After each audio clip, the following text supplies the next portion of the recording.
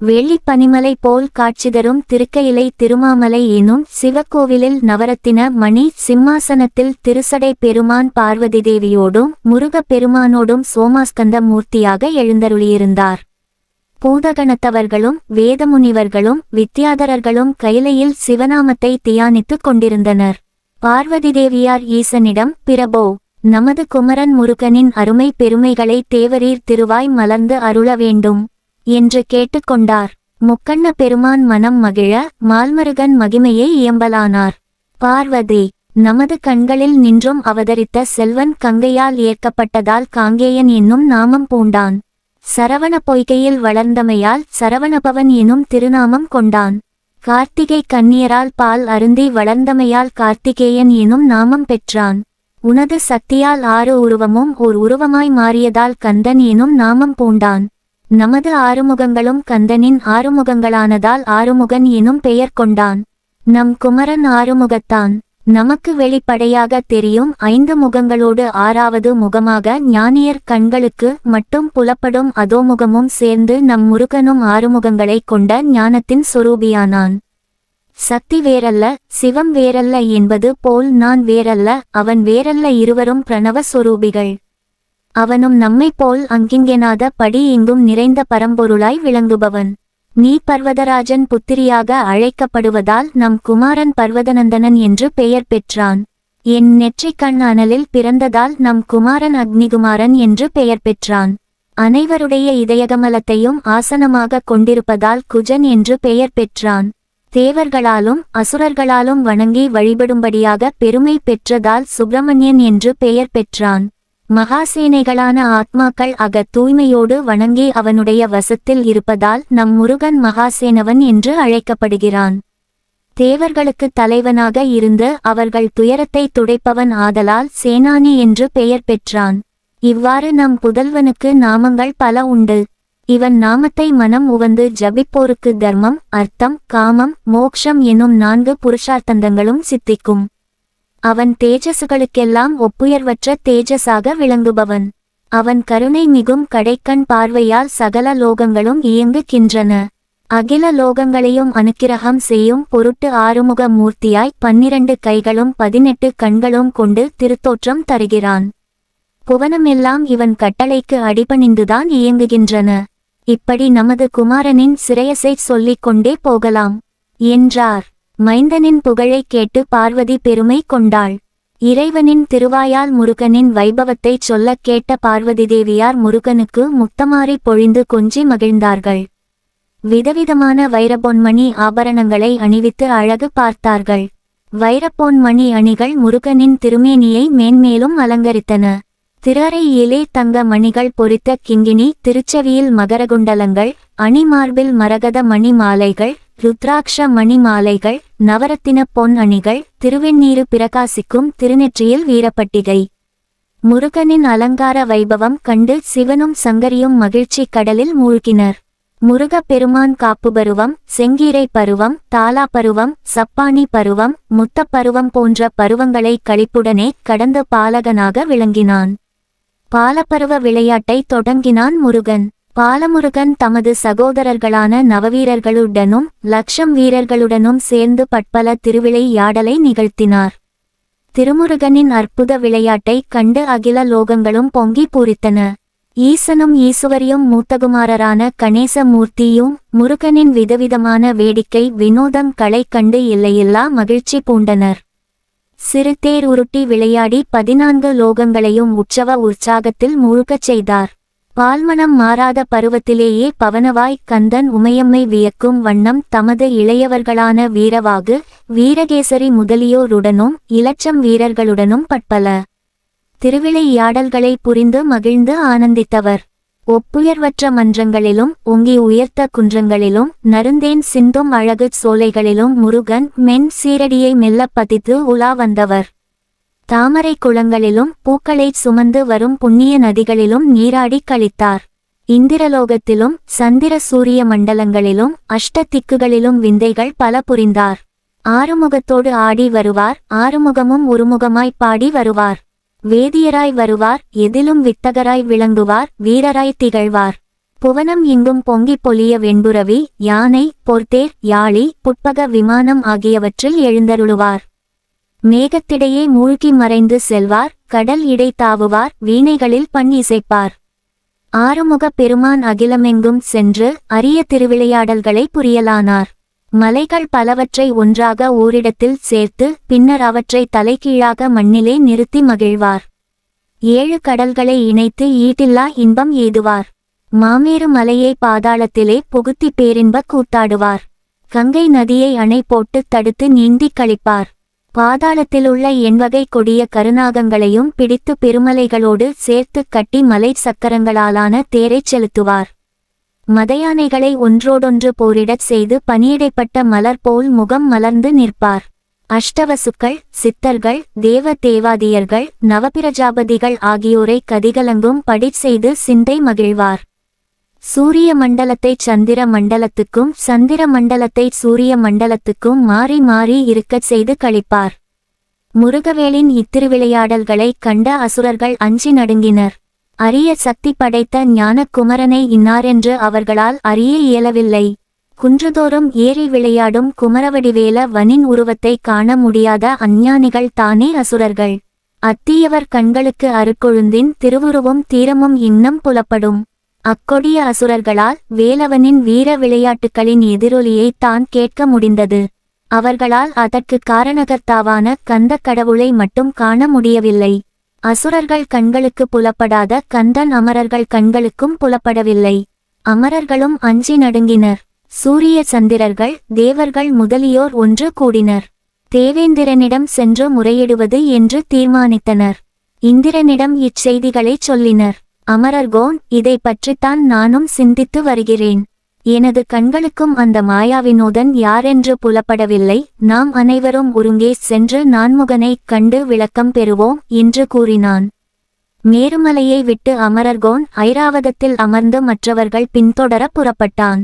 அதே சமயத்தில் பரமனிடம் பற்றும் பக்தியும் உடைய மண்ணுலகத்தார் கண்களுக்கு மட்டும் முருகன் தமது திவ்ய தரிசனத்தை தந்தருளினார். ஐயனின் திருத்தோற்றத்தைக் கண்டு அசுரர்கள் அழிவது உறுதி என்று மண்ணுலகத்தார் மகிழ்ந்தனர். அசுரர்களைப் போலவே தேவர்களின் ஞானக் கண்களும் ஊனக்கண்களாகி விட்டதைக் கண்டு கந்த கடவுள் அவர்கட்கு உண்மையை உணர்த்த திருவுள்ளம் கொண்டார். தேவர்களின் முன்னால் ஒரு திருமுகத்தோடு காட்சி அளித்தார். அவர்கள் நடுங்கும்படி மலைகளை அசைத்துக் காட்டினார். தேவர்கள் ஆர்ப்பரித்தனர். முருகன் துள்ளி குதித்து தேவர்களின் கிரீடங்களை தாமரை இதழ்களை பித்து எறிவது போல் பறித்து எடுத்தார். 8 திக்குகளிலும் வீசி எறிந்தார். மதி இழந்த தேவர்கள் முடி இழந்தார்கள். பிரம்மனைச் சந்திக்க புறப்பட்டவர்கள் முருகனோடு சமருக்கு தயாராயினர். இப்பாலகன் இத்தனை பராக்கிரமசாலியா? மாயங்கள் பல காட்டும் கொடிய ஆற்றல் மிக்கவனாய் அல்லவா காணப்படுகிறான். இவனை போரிட்டு வெற்றி பெற்றே ஆக வேண்டும் என்று சூளுரைத்தான் தேவேந்திரன். 6 படை கொண்ட வேலவனிடம் 4 படை கொண்ட தேவர்கள் போருக்கு புறப்பட்டனர். இந்திரன் ஐராவதத்தின் மீது அமர்ந்து வச்சிராயுதம், வில், வாள் முதலிய ஆயுதங்கள் தாங்கி போருக்கு ஆயத்தமானான். மற்ற தேவர்களும் பற்பல ஆயுதங்களை தாங்கி போருக்கு அணிவகுத்தனர். அமரர்களுக்கு அபயம் கொடுக்க திரு அவதாரம் செய்த முருகக் கடவுள் தேவர்களின் அறிவற்ற தன்மையை எண்ணி குறுநகை சிந்தினார். அவரது குறுநகையிலே சரிந்து வீழ்ந்த மலைகள் பல. அம்மலைகளால் தேவர்களின் படைகள் சின்னாபின்னமானது. ஆத்திரமுற்ற தேவர்கள் முருகனை நோக்கி படைக்கலங்கள் பலவற்றை வீசினர். அவைகள் அனைத்தும் மலர்களாக அவன் பாதங்களில் வீழ்ந்தன. அமரர்கள் அஞ்சி ஓடினர். அமரர்கோன் கண்களிலே கோபாக்கினி பற்றிட வச்சிராயுதத்தை முருகன் மீது ஏவினான். அறிவிலிகள் அகந்தையால் ஆர்ப்பரித்தனர். கந்தனின் கருணை வச்சிராயுதத்தை பொடி மணல் போல் தூள் தூளாக்கியது. ஐராவதம் வெகுண்டு பயங்கரமாக பிளறிக் கொண்டு ஆறுமுகனை அணுகியது. கந்தன் கணை தொடுத்தார். கந்தன் விடுத்த கணையானது யானையின் மத்தகத்தின் மீது பாய்ந்து அதனை கொன்றது. சினம் பொங்க எழுந்த இந்திரன் சரவணன் மீது சரமாரி பொழிய எண்ணி வில்லில் ஓரம்பிற்கு நாணேற்றினான். அதற்குள் கந்தன் ஏவிய கணை அமரவேந்தனின் மார்பு கவசத்தையும் கொடியையும் சிதைத்தது. குமரன் அடுத்தடுத்து தொடுத்த கணைகள் ஆர்ப்பரித்த அமரர் தலைவனை குருதி வெள்ளத்தில் தள்ளியது. தலைவனின் தலை உருண்டதும் வருணன், வாயு, காலன், அக்கினி, சந்திரன், சூரியன் முதலியோர் சரவணனைச் சூழ்ந்து நின்று போர் புரியத் தொடங்கினர். முருகன் 4 அம்புகளை அடுத்தடுத்து தொடுத்தார். வருணனை கொன்று வெற்றி கண்டார். 5 பாணங்களை தொடுத்து காலனின் கண்களை மயங்கச் செய்தார். சந்திரன் ஓரம்பிற்கும் சூரியன் மூவம்பிற்கும் முறையே தங்கள் வலிமை இழந்தனர். 2 கணையால் வாயுவின் வாழ்க்கையை இருளாக்கினார். அக்கினியை 3 கணைகளால் வென்றார். எஞ்சிய தேவர்களோ கந்த குமரனின் அம்பிற்கு அஞ்சி நடுங்கி ஓடி ஒளிந்தனர். வெற்றி வாகை சூடிய சேவற்கொடியோன் மட்டில்லா மகிழ்ச்சி பூண்டார். முன்போல் மலைகளை எல்லாம் உருளச் செய்து திருவிளையாடல்கள் புரியத் தொடங்கினார். முருகனின் அருட்செயலையும் தேவர்களின் மூடச் செயல்களையும் வெகு நேரமாகக் கண்டு கொண்டிருந்த நாரதர் விரைந்து சென்று தேவர்களின் குருவான பிரகஸ்பதியை கண்டார். தாம் நேரில் கண்டதை அவரிடம் விளம்பினார். நாரதர் விளம்பியதை கேட்டு தேவகுரு மனம் வெதும்பினார். நாரதருடன் போர்க்களத்திற்கு வந்தார். மடிந்து கிடந்த அமரர்களை கண்டார். கண் கலங்கினார். எம்பெருமானை மனதில் தியானித்தார். முருகப் பெருமான் அவருக்கு பேரின்பக் காட்சி அளித்தார். குமரனின் கமல மலர் பாதங்களை பணிந்து எழுந்தார் பிரகஸ்பதி. அமரர்களுக்காக உயிர் பிச்சை கேட்டார். எம்பெருமானே, அசுரர்களின் தொல்லை தாழாமல் அமரவேந்தன் மற்ற தேவர்களோடு மேருமலையில் வந்து மறைந்திருந்தான். தேவர்கள் சரவண பொய்கையில் ஐயனின் திரு அவதாரத்தை தரிசித்தனர். தங்களின் திருவருளால் அசுரர்களை அழித்து மீண்டும் அரசை பெற நினைத்து பலகாலம் தவம் இருப்பவர். ஆனால் ஐயன் இவ்வாறு குமரனாக எழுந்தருளி திருவிளையாடல்கள் புரிந்ததை அவர்கள் எவ்வாறு அறிய முடியும்? தங்கள் தொண்டனான தேவேந்திரன் தங்கள் தண்டனைக்கு ஆளாகி விட்டான். பிள்ளைகளின் தவற்றை பெற்றோர்களன்றி வேறு எவரை மன்னித்து அருள் புரிய வல்லர்? ஞான வடிவான ஐயனே, மதி கெட்டுப்போன தேவர்களின் பிழையை பொறுத்து அவர்கள் உயுமாறு திருவருள் புரிய வேண்டும். முன்னை பழம் பொருட்கெல்லாம் முன்னை பழம் பொருளாகிய முருகக் கடவுள் வியாழ பகவானின் வேண்டுகோளுக்கு இணங்கினார். இந்திரன் முதலிய அத்தனை தேவர்களையும் மீண்டும் ஞானம் பெற்று எழச் செய்தார். தேவாதிதேவர்கள் அனைவரும் மெய்யறிவு பெற்றனர். முருகனின் திருவடிகளில் முடிபட பன்முறை வணங்கினர்.